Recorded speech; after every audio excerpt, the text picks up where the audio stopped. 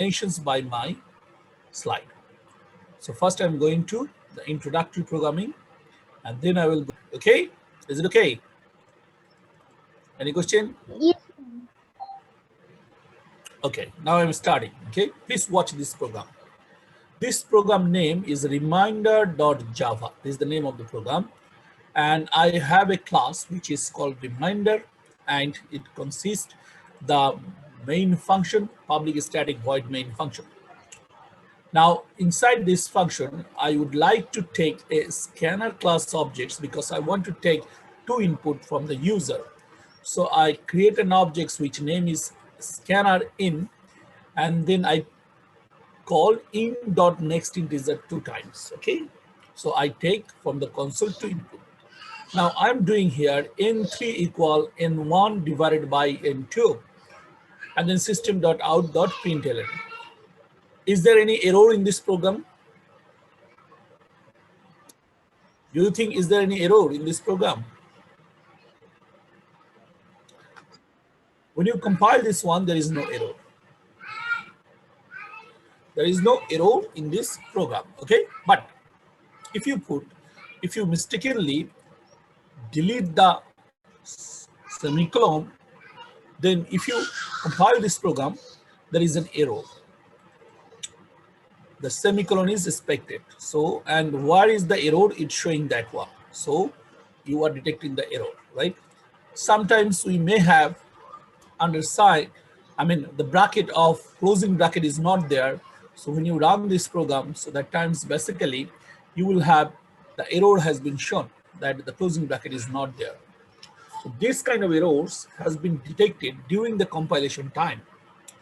But there are some errors can happen during the runtime, like this one doesn't have any error. But when we run the program, sometimes the error can occur. So like if we give input 10 2, there is no error. It will show the output, right? 5. However, if we give the input as 10 and 0, dividing by 0. So dividing by 0 is not possible. So because divided by 0 is infinite. So computer is a finite machine. It is not an infinite machine. It is a finite machine. It consists, everything is finite. Okay, countable. Everything is countable. Everything has limit.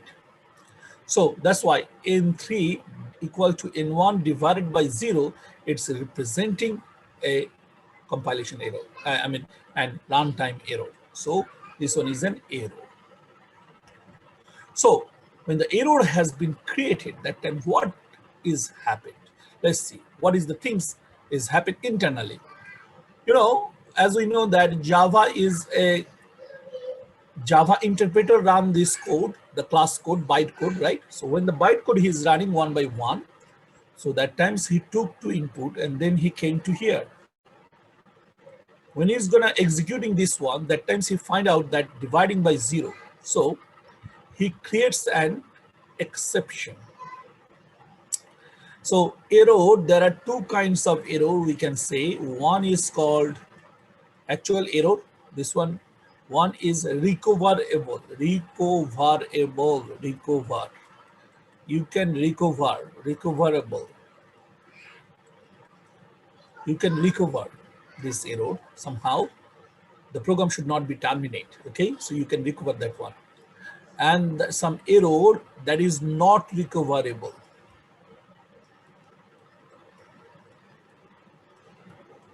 Not recoverable.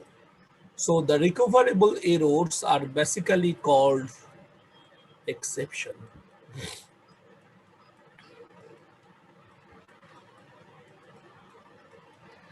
And this non-recoverable error is basically called error. During the program execution, we can bypass this error. So this one is basically called exception. And we cannot bypass. This one is called non-recoverable. So this one is error. Okay. Like, let's see, we have IO, we have like IO error, file missing. Okay. IO error, the file you want, the file is not there. Then you will have like then maybe memory reference error, segmentation errors, segmentation error,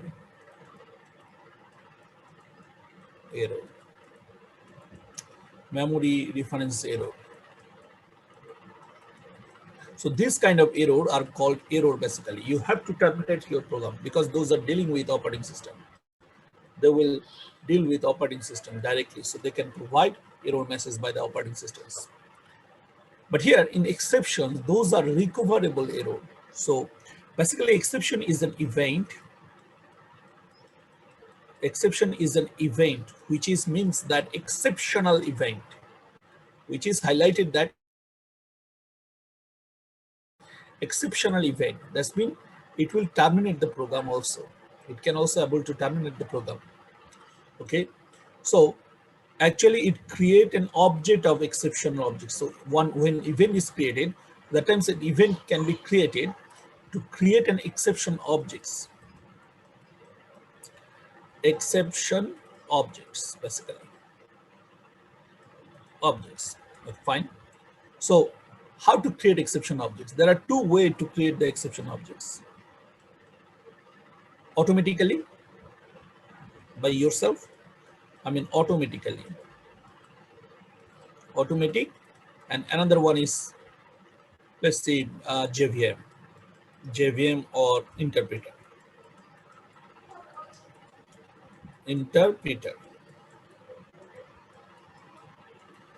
So JVM or interpreter. Okay, so another one is automatic. So automatic or JVM or interpreter. Automatic will be created by automatic one will be created by JVM or interpreter, and another one is the programmer by himself in the program create the exception. Okay, exception objects. In both cases, the exception object can be created by using throw clause,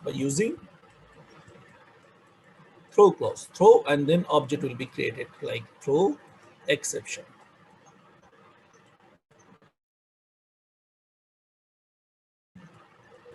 This the object will be created, right? So that's you have to remember this one, throw exception. That can be created by you need to write, or if you are not writing, the automatically will be created by the interpreter.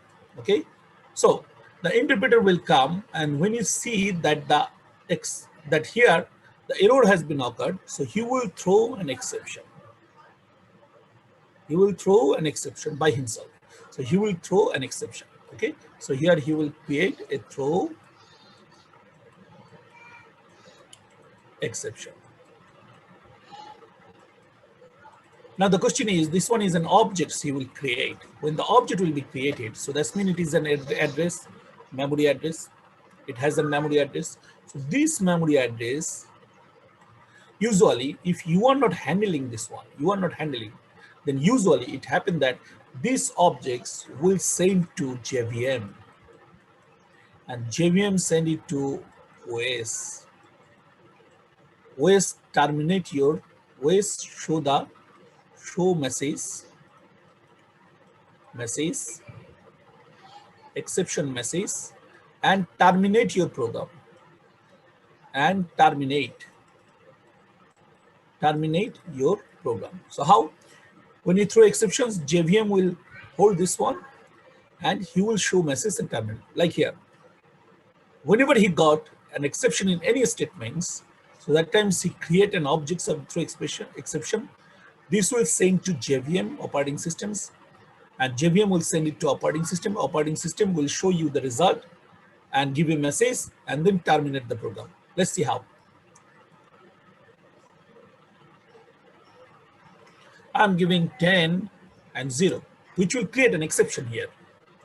That times a throw execution will occur. So it will send an objects, JVM objects to JVM, and operating system will place this one, show the result, message, and then terminate. So, but you have to remember, this part of the program will not be executed. The rest of the part of the program will not be executed. Okay, so wherever the exception has been thrown, it will stop the execution in that place. So see what is the result in here. When you run this one, the result coming, the exception has been thrown. And the exception name is arithmetic exception. And the exception is doing, the message is divided by 0. Where? The location also. Reminder.main in reminder.java. Reminder Java program. Reminder is my class name. Main is the method. Inside this one, I will have line 14. Line 14 number. I have the error. I have the exception occurs. You see, he detect during the runtime and he saying terminate your program. See, this printf is not done. This printf is not worked. So he terminate your program. That's basically called exception. In the runtime, we have created an event and which will create an objects of exception objects, and that has been thrown to the JVM, and JVM through operating systems, you get the message that what kind of exception has occurred, and he will show that some message what kind of exception occurs and where it has been occurred, and then terminate the program. He will not execute the rest of the part of the program. Is it clear? Now this, yes, no, same. We didn't learn exception handling in C# because it's similar to Java, so that's why we didn't go for that one. You understand? It's the same thing. It's the same thing for every object-oriented. It's the same thing. So that's why once you are learning, so I didn't add this one to C#. Okay, the things that is different in C#, that's only you have learned. Okay, the common thing I didn't explain, like indexer, then indexer, then properties. So those are not in Java. So that's why I explained those in the C#, right?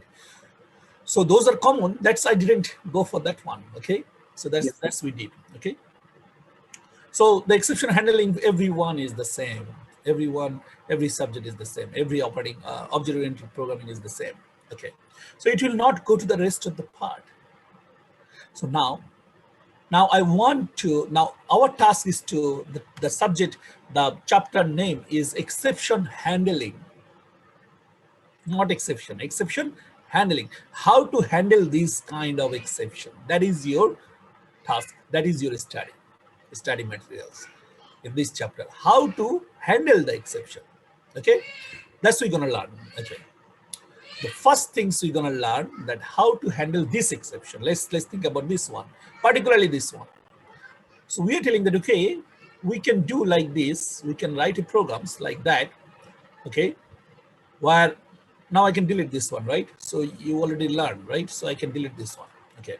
Now in this program, what we did is that we added if else. If into equal 0, system.out.println change the divisor as into equal to 0. Just the message has been given to the user that change the divisor because it's providing divisor by 0. Okay. Else the statement will execute n3 equal n1 divided by n2 will execute, then system.out. This is one of the way to handle the exceptions, one of the way to handle the exception. Okay, now the point here is that okay, the program can successfully run as well. The program can successfully run as well as if you go and you will see that when you have 10, we are giving 10 and we are giving 2, fine, no problem. It's showing the result, like 5 has been printed. But when we are giving 0, at times like 10 and 0, that times basically exception should occur. But before going to that one, we restricted that. So exception, we are restricting not to happen the exception. We are restricting not to create the exception. How? So if n2 is 0, we are telling that go to this one. So the value will not be printed. Okay. So the result will not come. And system end of the program will print because it will normal way it will complete the terminate the program. So when I give this one, you see change of divisor and end of the program also there. So normal way the program will be terminated. Now, as you know that there is an exception in this program. When you write one time the exception occurs, that's why you know there is an exception in this place. But sometimes you have several code and several exception can occur in the several part of the code. Then it's not feasible to use like if n2 equals 0 or something like that. If else cannot be used in that place. We want exception should occur. Here exception, we are not giving the chance to occur the exception, but we want exception should occur, then we'll handle this one. We'll manipulate this one. We'll create the burden to go to the, we'll create the constraints to go to the operating systems. Before operating systems, we'll handle this one somehow. We'll recover from there somehow, okay? This procedure is basically called exception handling mechanisms. Let's go for that one. The first procedure we're gonna learn that how to exception handles, okay? The first procedure is called try-catch mechanism. Try-catch mechanisms, okay? I'm gonna explain this one. I'm gonna write this one. I'm gonna write this one in this code so that you can understand, okay? So we're gonna use try-catch block. There are two blocks, which is try-catch. The try block must have the critical section. That means where the exception occurs. The critical section should be inside the try block. So try block must consist the critical section where the exception can be occur as well. Because you don't know the exception can occur or not. But if occur, then you should have to handle this one. So that's why a possible exception can occur in there. So that kind of code will be inside the try block, okay? So that's basically the try block. We know this is the critical section. So we'll have a try block in here.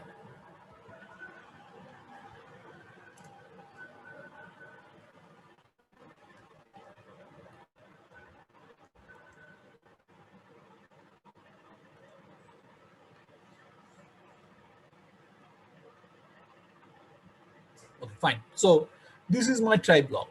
So the try block always hold the critical section where the exception can occur.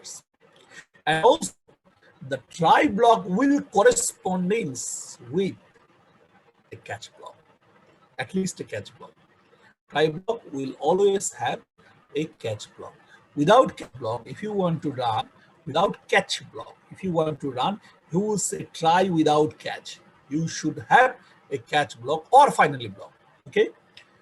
Without catch, finally, or resource declaration. So you should have a catch block here, fine. So try block and we have a catch block. Catch block, fine. Now, what is the things we're gonna do? That if exception occurs here, then actually what is happening here? Again, I'm repeating. If exception occurs here, so basically internally, throw clause has been used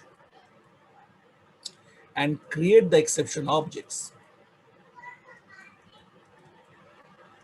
Exception objects. So that's mean an object has been created inside the memory. So this object has a location. That location always pass to the JVM. Okay.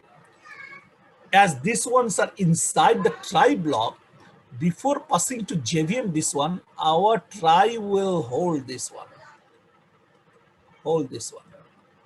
And then pass this reference to the catch. To the catch. So catch also without any inside the catch must have a parameter of exception type parameters. Okay, exception type reference variable should be there because he has to catch. We are throwing from here and he has to catch that one. So from function to function, as like function to function, we are sending the objects like that. So reference has been sent and that should be catching here. So the catch, who can catch this one? Exception type reference variable can catch this one. So exception E. So when you throw this one will come to E. So E can now point in here. So this address has been passed to E. Now you can handle this one. You can manipulate this one. How? Let's say I want to print here that I am.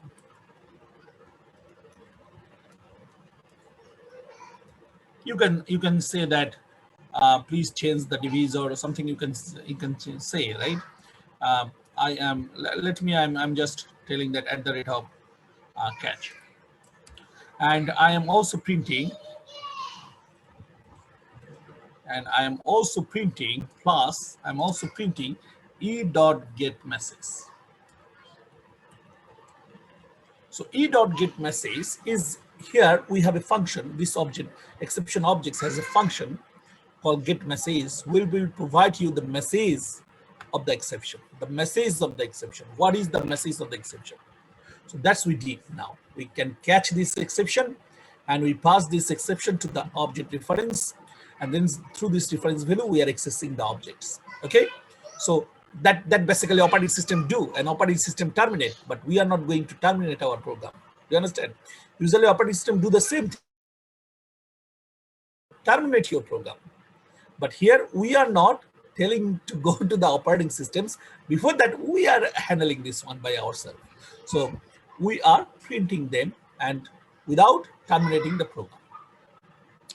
Now, so the exception will catch, so get message, and it will print this one. So now I'm building this one.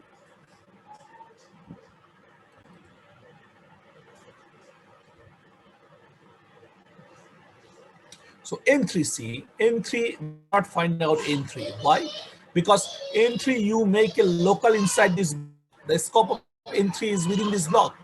I should have to take N3 outside of the block. Outside of the block and initialize, let's see, -1. So if exception occurs, then N3 will be -1. Otherwise, N3 will be the value will take, whatever the value will take. So this one, let's see.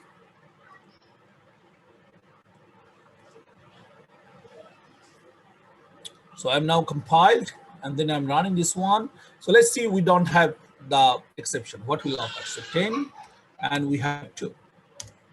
So you see the result has been shown. So N3 has been shown. The catch is not executed because there is no exception object occurs. So as the object is not occurred, so it will not execute it. Catch will not execute it. Okay. But now let's see, exception has occurred.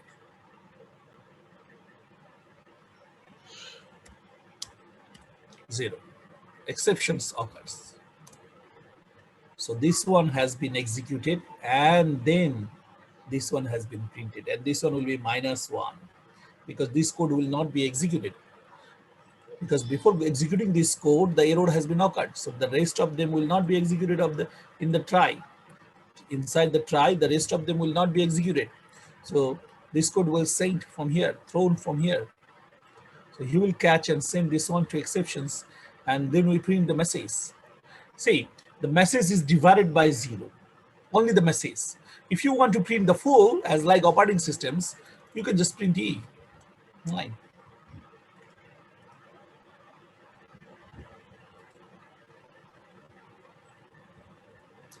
10 by 0. So you can see that catch the arithmetic exceptions divided by 0. So that the full abbreviations with the arithmetic expression has been shown. But which part of the programs and which side, we didn't mention this one. It's automatically will mention by the compiler, but we are not mentioning this one. Fine. So now any question here? Tell me. Do you understand the thing? Do you understand Yes, the sir, we are. philosophy of exception handling? Is it okay? Yes, sir, it is okay. Fine, fine. Now see here. I would like to now add one more thing, interesting thing, because N3 you are printing, the exception occurs or not, doesn't matter. N3 need to be printed.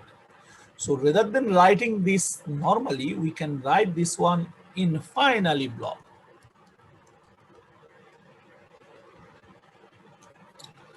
The finally block code will be executed. The finally block code will be executed. The exceptions occur or not doesn't matter. The final block will execute. Okay. If exception occurs, then also finally block will execute. If exception not occur, then also finally block will execute. Okay, let's see.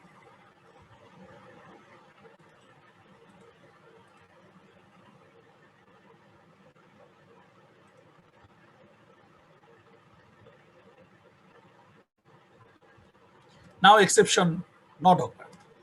So you see finally block has been executed, the printf 5. Okay. Now again I'm running this one with now exception occurs 10 and 0.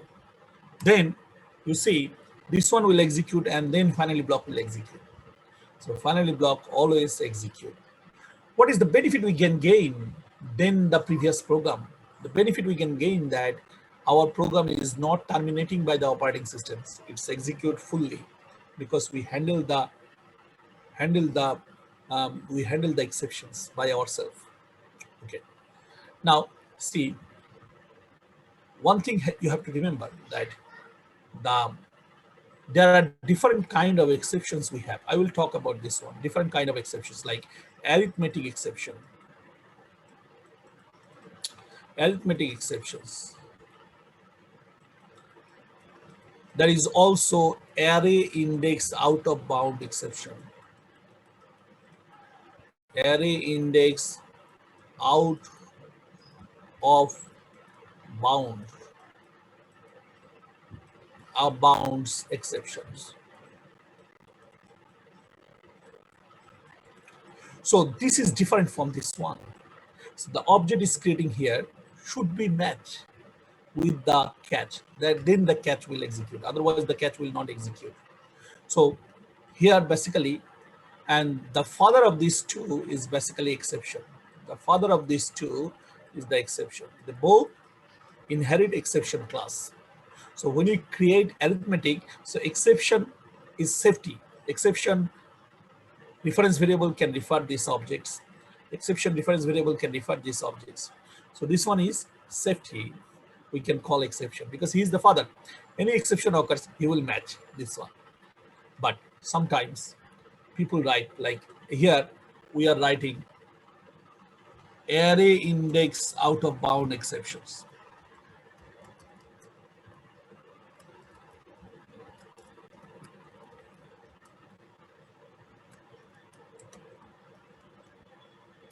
Array index out of bound exceptions. That times here basically occurring, you see here arithmetic exception occurs. So here arithmetic exception occurs. So this catch will not be matched. This catch will not be matched. Then the exception has not handled. As the finally will execute always, so that times exceptions will not handle this one. The catch cannot catch this one or handle this one. So object will be there. So this object will be finally will print and then throw to operating system. So after finally he will throw this one to operating systems again. So operating system will show and terminate. See here.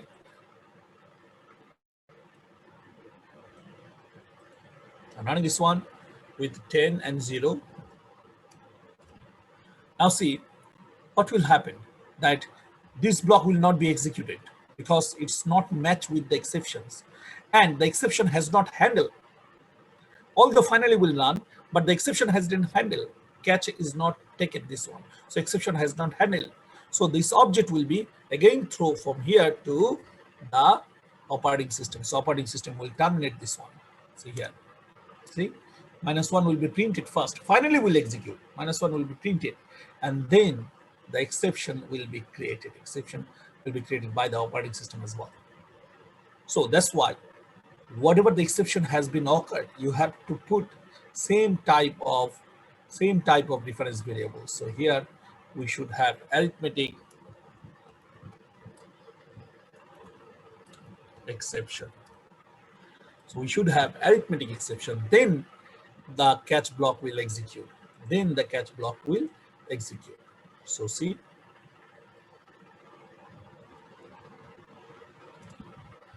Then basically the catch block will execute. So remember this one. Now you can say, sir, you have written exception. Then why has been executed? Because this one is the compatible type.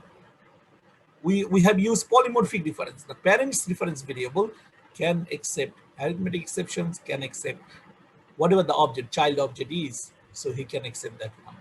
So he can point to this one. So that's why exception is common for everyone. Okay. So, so that's we have learned so far for about exceptions and exception handling. Let's go to the slide. Yes, please.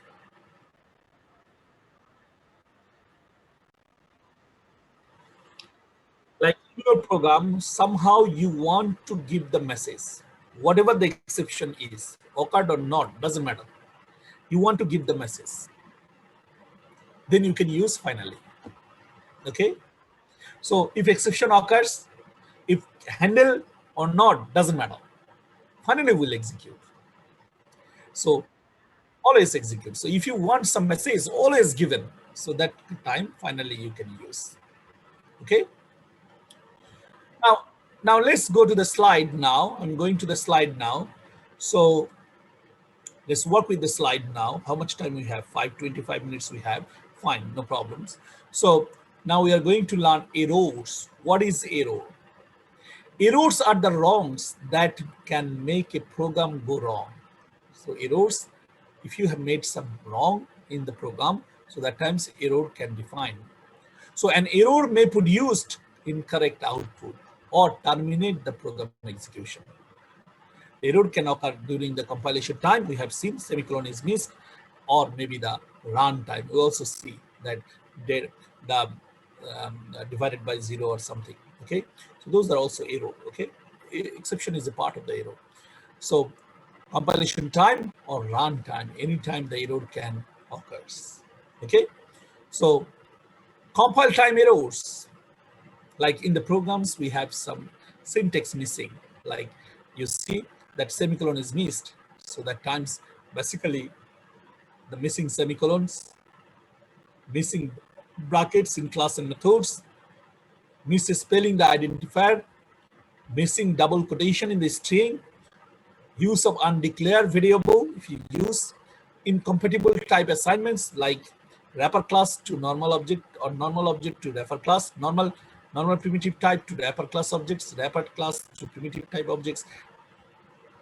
So incompatible types, those bad reference to objects, like if you have some objects which are null, you are referencing to this one. So this is also a problem in during the compilation time. Bad difference, like use of equal sign in the place of equal. So you see roll number after if, that should be a logical operations, but here we are assigning this one. So this one is not correct. It should be logical. Java command not found. So those are basically a typical compile time error. Identifiers, wrong identifier you are giving. So misspelling the identifiers. This is also compilation error. Okay. Now there are some runtime errors as well, like dividing an integer by 0. We have seen this one. Assigning an element that is out of bound of an array. So you have a size of the array. If you are accessing out of bound of the array, like array 3, so basically you have 0, 1, 2 index, but if you go to array 3 index, so this one is wrong. So that address is not permitted for your use. So that's why it's a wrong thing. Okay. So trying to store a value into an array of an incompatible class, like if you have a value 1, 2, 3, if you have a string ABC, and if you want to convert this one and want to place in array, so that integer array, so that kind is incompatible type. Trying to convert an instance of a class to one of its subclass. So the subclass type, like A, if you have class A and you have class B. So if class B extends A, that times A1, the parents type reference variable, can refer to child type objects, new B can refer to child type objects. You do not need casting. If you use casting, so that times it will create problem. If you cast instances, so that times it will create problem. Passing a parameter that is not valid range of for a method. You cannot pass different parameters in the method parameter, right? Uh, Actual parameter should be same as the formal parameter. Trying to illegally change the state of a thread. When you learn the thread, then maybe thread has different state. Running state, waiting state, sleeping state, sleeping state, suspend state, suspend state. So one state to another state, if you take illegally, so that times it will create problems. Okay. Attempting to use negative size of an array. If you use negative size of an array, that times also create problems. Converting invalid string to a number like ABC, you want to convert this one to a number. It is not possible. So that times it will create runtime error. Using a null object difference like string str equal null. Okay, so null objects. This one is a null, but you want to do str dot to lowercase. So it is not converted to lowercase, right? So that's why it will create problem in here. The runtime exception can occur in any place of the statement. So when it is occurs, so when the exception occurs, it will throw the exceptions from there. So the rest of the code will not be executed, right? So is it possible to know during the runtime if there will be any unusual or erroneous situation may occur in near future? No, it is not possible. We cannot possible to know that this place can happen uh, runtime error. If this one is happened, then you can handle this one previously, right? So that's why it is unexpected. Okay, it is unexpected that here the exception can occur. Maybe here or maybe here, maybe here. Any places the exception can occur depending on what kind of operations you are doing. So that's why we are using if try rather than directly the place. We can use try a block of statement, like we can place the block of statements like this block of statements. We can put those into a try so that any statement, if exception occurs, then I can catch the objects. So the exactly which place the exception can occur. Without exception occurring, it may not possible to trace in the program. So you need debugging very well. Debugging you need to know that. Otherwise, it is a very difficult or complex task to find out the exceptions where it can be occurred. Okay, so what is exception now? The exception is shorthand of the phrase exceptional event.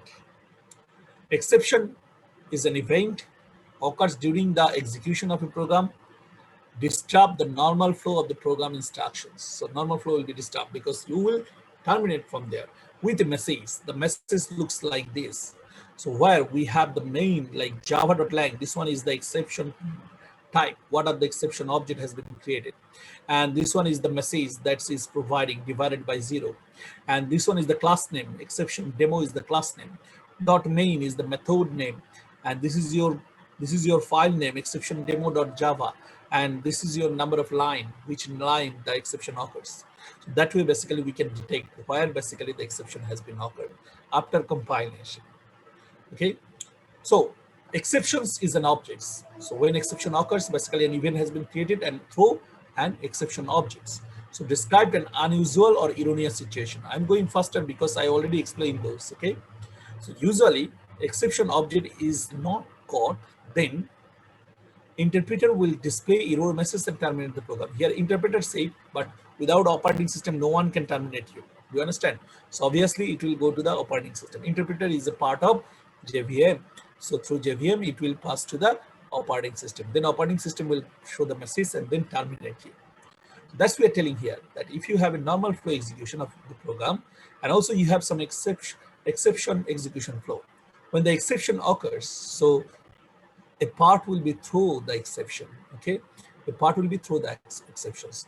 If an exception object will be created, so it should be handled, caught and handled by another part. So it can be caught, and then catch will handle this one, another part will be handle this one, and we can recover from the caught message. We can recover from the caught message so that exception will not occur, and we can bypass this one. Or we may have error, the exception has been occurred, some error we cannot recover. So that times we'll have an error. So error objects in Java unrecoverable, should not caught. So that cannot be caught. We cannot handle this one. How to do exception handling? We can handle exceptions to detect and report exceptional circumstance or object. That is the purpose of the exception handling, so that appropriate action can be taken place to continue with the execution of the remaining code. We want although we are giving the message to the user, but the rest of the code should be executed. That is the purpose of the exception handling. So exception handling task you can do, find the problem. Where can be, like where can be the critical section? Can be, I'm telling, not specifically must be, okay? I'm not telling must be, can be, and optional, can be. So there is a probability that it may not occur as well. So can be, hit the exceptions, which place? Inform that an error has occurred, throw the exceptions. You can throw the exceptions, either you or the the the JVM or interpreter can throw the exceptions. Receive the error informations. So by the try and catch, we can get this one and place this one to catch. So catch the exceptions according to the exception type. Reference variable will catch the exception objects. Remember this one, okay? And take collective actions. Inside the catch, you can write what you want to do, what message you want to show the users, so that you can place there. So that way, basically, we can inform and also bypass the exception. We can catch the objects. So we are stopping to send the object to the operating system. So that way, basically, we can handle the exceptions. So the syntax of exception handling has two main parts. One is the try block, and another one is the catch block. Try block detects and throw an exceptions, and catch block catches the handles of the exceptions and do some tasks. So inside the try block, we'll have the code that create the exceptions, that can create the exceptions will be inside the try block. And when the exception will be thrown, then try block pass this one to the catch block. So corresponding catch block, compatible catch block will take these exceptions and execute his block of code. So the try block handle an exceptions in the program. Line that throws exception is executed here, followed by one or more catches. So we may have several catches, one or maybe more one catches we may have. Catch clause is called exception handler, which is associated with exception type. So exception type should be there. And when an exception occurs, processing continuous at the first catch clause that matches the exception. So process will continue to the first catch block where it has been catch. Okay, so it go to the first one if it is match compatible type. If second one also match, it will go and execute the second one as well. So both can be executed. Okay, so that's we are telling. Okay, now the finally clause, a try statement can have an optional clause. This one is optional, okay? You can use or you may not use. This one is optional. But if try clause, there must be a catch blocks, okay? So optional clause following the catch clause designed by the reserve word finally. After the catch blocks, it will execute. The statement in the finally clause are always executed if no exception is guaranteed. The statement in the final clause are executed after the statement in the try block complete. So when the try block will be completed, if there is no exception, try block, all the statements in the try block will be executed, then the final block will be executed. If the exception is generated, so if exception is generated, so the rest of the code will not be executed inside the try block, then it will go to the catch block, corresponding catch block will execute, and then final block will execute. Final block will execute. If exception occurs, then there is no catch block, corresponding catch block. So it will go to the final block and then exception will be thrown again. Catch, maybe one try catch can correspond with one or more catch blocks and then finally blocks. So there can be different exceptions. Which one has been matched? So he will execute that one. Okay, like IO exceptions, array index out of bound exceptions. So which one has been occurred in here? So that one will be catched by the specific object reference variable, object type reference variable, and class type reference variable or object type reference variable. That will catch and that will execute. Okay, so I hope that that's it for today's class.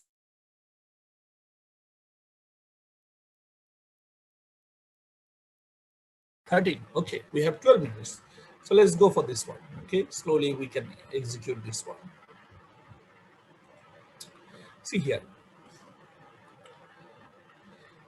Here We have seen like divided by zero, we already know about this one. So in the try catch blocks may have nested try statements as well. Like try block can have inside them, they also have try catch block as well. Like here, we have a try block.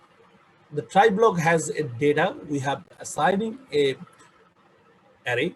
The size is 5, but we are going to indexing that 6, which must be has an exception in here. So for that exception, to hold the exception, we have try and we have a catch. The exception will be occurred here is array index out of bound exception. Array index out of bound exception. So our index will be 0 to 4, but we have array index out of bound. Whatever the bound, we are crossing this one. Okay.